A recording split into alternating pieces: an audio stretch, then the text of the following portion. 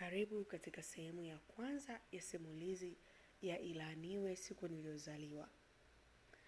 Ukiwa na msimuliaji wako Ashura Umari. Usisahau kusubscribe YouTube channel hii kwa wale ambao hujasubscribe, pia kulike, kucomment na kushare. Tuanze simulizi yetu. Helena alilia na kuomba aachiwe, lakini hakuna aliyemsikiliza. Waliendelea kumuingia kwa zamu bila kumpa nafasi ya kupumzika. Binti wa miaka 15 katika siku yake ya kwanza alikuwa anaingiliwa kwa nguvu na wanaume 4 kwa mpigo. Walikuwa wanapokezana, akitoka huyu anaingia huyu.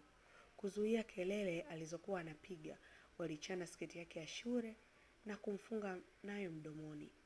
Alijaribu kujitikisa lakini ilikuwa bure. Huku machozi yakimtoka, alimwangalia mpenzi wake Joel kwa huruma sana.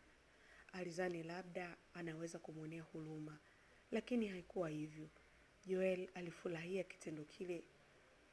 Kwake ulikuwa ni kama mchezo hivi. Walikuwa wanashindana nani anatumia muda mrefu kuliko mwenzake. Wewe kumbe dhaifu hivi. Yaani sasa hivi tu umeshafika mshindo. Hebu nipishe mimi uone, Joel alimwambia John. Kisha akamvuta pembeni na kumuingilia Helena. Damu nyingi zilimwagika. Hakuna aliyejali na hakuna aliyetaka kutumia kinga.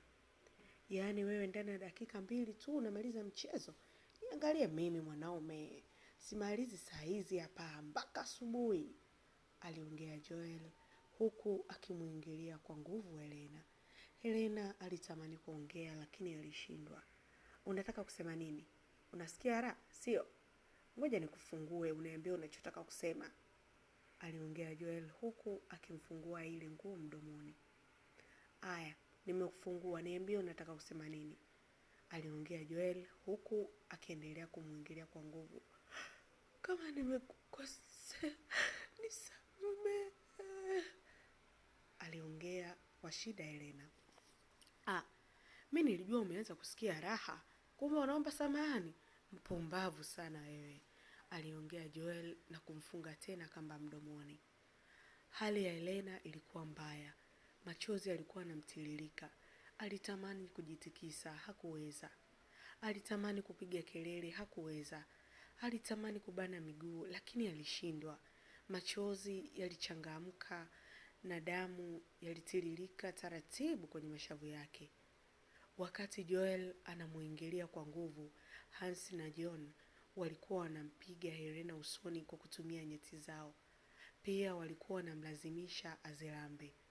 Taratibu Helena akaanza kuona giza mbele na akapoteza fahamu. Kitendo cha kupoteza fahamu kilimshtua Joel. Akamwacha na kusimama pembeni. Acha uoga Joel. Yaani umemwacha kwa kuwa amejifanya kazimia? Ngoja mimi nikuonyeshe kazi, aliongea Hansi, na pale pale alimsogelea Helena ambaye alikuwa amepoteza fahamu na kumtanua miguu, kisha akamuingia kwa nguvu. Aliendelea kumuingilia kwa muda bila Helena kupata fahamu. Wewe, tatizo lako unakibamia. Huyu inabidi kumuonyesha kazi kweli kweli. Yasi anajifanya amezimia.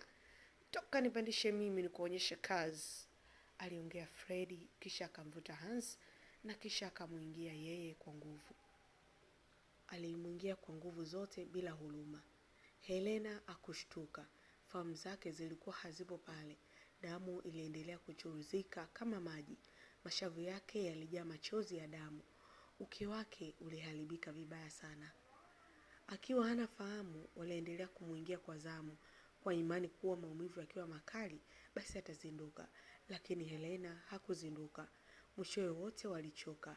Hamu ya kushiriki tendo iliwaisha. Viungo vyao vilikuwa vimechoka kupita maelezo.